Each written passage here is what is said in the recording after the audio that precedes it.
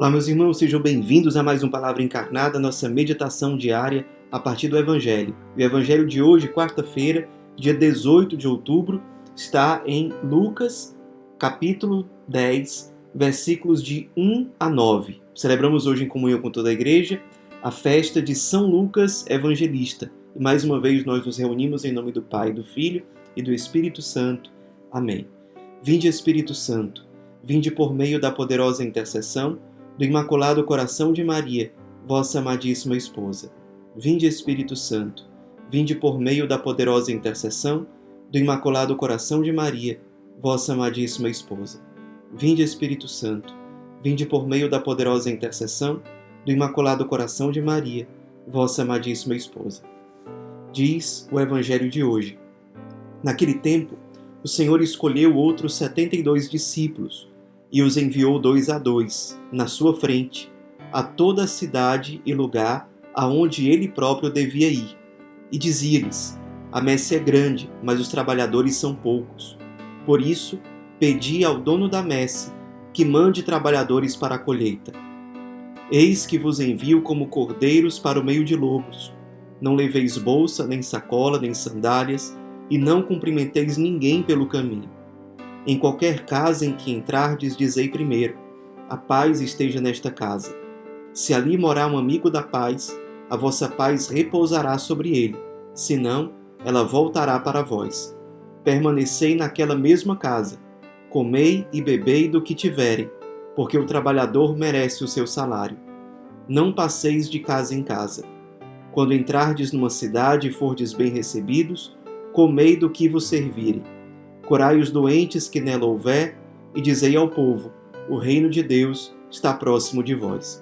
Meus irmãos, hoje, com grande alegria, celebramos a festa de São Lucas e fazemos comunhão de forma especial com tantos da nossa comunidade que se chamam Lucas, ou a gente chama de Luquinhas, enfim.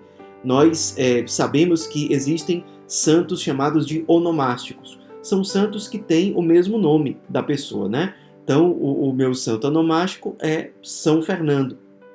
E quem se chama Lucas tem como santo onomástico São Lucas. Então, nos unimos especialmente a esses irmãos nessa data que é significativa para eles de alguma forma. Nós convidamos vocês a escutarem hoje o Inspira Santo, porque lá vai ter uma reflexão mais direcionada à vida de São Lucas, ao testemunho dele enquanto discípulo de Jesus. Aqui, no Palavra Encarnada, nós vamos voltar a nossa meditação mais realmente para o Evangelho do dia, que é o Evangelho da festa de São Lucas Evangelista. Então, aqui, a gente tem um Evangelho que é tipicamente missionário. Jesus, ele envia os seus 72 discípulos em missão. E o Evangelho começa dizendo: o Senhor escolheu outros 72 discípulos. Por quê? Porque antes, no Evangelho, já haviam sido mencionados os apóstolos. Então, além dos apóstolos, Jesus enviou 72 discípulos. Porque, de fato, são enviados para a missão não somente os apóstolos, que hoje seriam os bispos, mas todos os batizados são chamados a ser missionários. Cada um dentro do seu chamado específico, da sua vocação, do seu estado de vida, mas todos são chamados à missão. E aí eu queria destacar aqui 5 pontos para a nossa meditação a partir do Evangelho de hoje. Primeiro, Jesus ele envia os seus discípulos 2 a 2. Eles não são enviados sozinhos. Perceba que a grande prioridade aqui da missão de Jesus não é uma questão simplesmente prática ou utilitária. Se ele pensasse assim, só matematicamente, para quantas cidades eu vou conseguir enviar os meus discípulos? Ele conseguiria enviar para o dobro de cidades, se ele enviasse os seus discípulos sozinhos. Só que o principal critério, a prioridade de Jesus, não é numérica. Não é simplesmente o número de cidades que vão receber os discípulos num tempo menor, mas que os seus discípulos não estejam sozinhos. Isso aqui, um primeiro ponto aqui para a nossa meditação. A importância da fraternidade, da comunhão com o irmão no exercício da missão. Às vezes, na missão, a gente pode se sentir muito orgulhoso, não querendo depender de ninguém, ou querendo resolver as coisas somente quando elas estão de acordo com o nosso pensamento, com a nossa ideia, mas não temos aquela humildade, aquele despojamento para partilharmos com o irmão, para estarmos junto com eles, para ouvirmos a comunidade. Enfim, saber que somos enviados em missão, não de forma solitária, mas em comunhão com os irmãos. Será que eu estou vivendo isso dentro da missão? Ou será que, não, eu só vou para a missão, eu só estou feliz na missão se acontecer tudo do jeito que eu penso, do jeito que eu quero? Será que eu sou capaz de estar em comunhão com o irmão ou com os irmãos que estão na mesma missão que eu? Será que eu sei conviver com eles? Certamente Jesus queria que as cidades que recebessem os discípulos vissem o modo como eles conviviam um com o outro. Porque essa fraternidade tem uma grande força evangelizadora, tem uma grande força de testemunho. Será que você pensa nisso? Que um grande testemunho evangelizador que você precisa dar, é chamado a dar, é o testemunho de comunhão, testemunho de fraternidade, para que as pessoas vejam e digam para a glória de Deus, vejam como eles se amam. Será que as pessoas são capazes de dizer isso em relação a nós, em relação a você? Os irmãos, por exemplo, nas casas, por exemplo, os irmãos que já estão na experiência de missão, será que as pessoas de fora podem olhar e dizer, vejam como eles se amam, vejam como existe fraternidade profunda entre eles? Porque isso tem uma grande força na evangelização. Quando isso falta, a evangelização perde, porque aí, em vez de haver um testemunho de comunhão, existe um contra-testemunho, contrário à vontade de Deus. O segundo ponto é a intercessão. Jesus diz, a messe é grande, os operários são poucos. Por isso, pedi ao dono da messe que mande trabalhadores para a colheita, ou seja, aquele que é enviado em missão, o missionário, ele precisa interceder para que Deus envie mais missionários. E às vezes a gente vê a pessoa vivendo o oposto disso. Quando Deus envia mais pessoas para ajudarem na missão, às vezes a pessoa fica triste. Talvez porque ela quer brilhar mais, talvez porque só ela quer aparecer, talvez porque ela não quer conviver com as pessoas, não tem essa abertura. O missionário ele deveria se alegrar quando há mais missionários, quando tem mais pessoas para compartilhar a missão. Ele deve pedir para Deus mais missionários, porque a missão é enorme.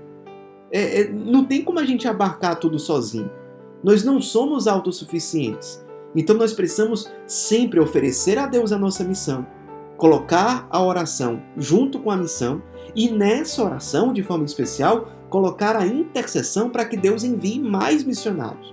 No nosso caso, da comunidade, mais filhos da luz, mais vocacionados. Quanto mais bendito seja Deus, mais glorificado Deus vai ser. Mais gente para ajudar na missão, na evangelização.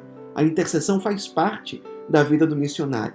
Terceiro, o despojamento, a humildade e a simplicidade. Jesus diz, não leveis bolsa, nem sacola, nem sandálias, eu vos envio como cordeiros para o meio de lobos. Enfim, o discípulo ele precisa ser humilde.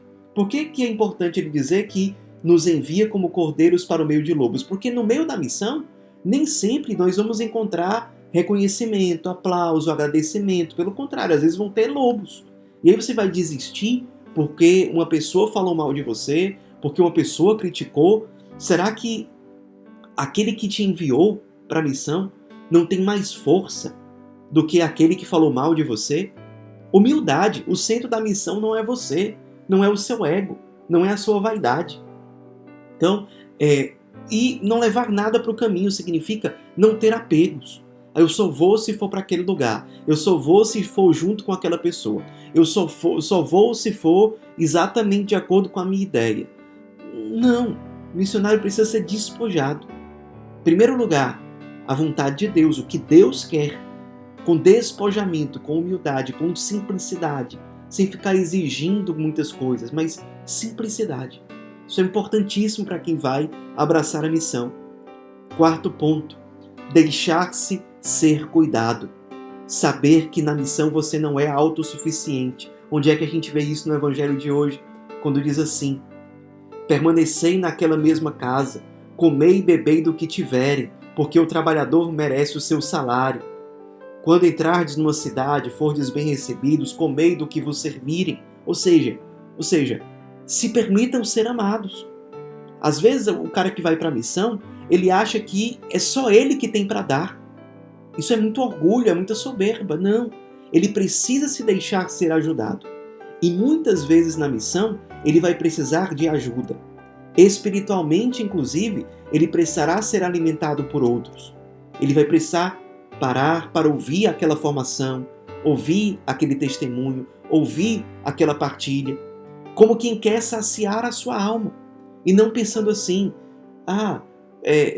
só eu que falo coisas importantes, eu que tenho que falar, eu já escutei tudo. Não, pelo contrário.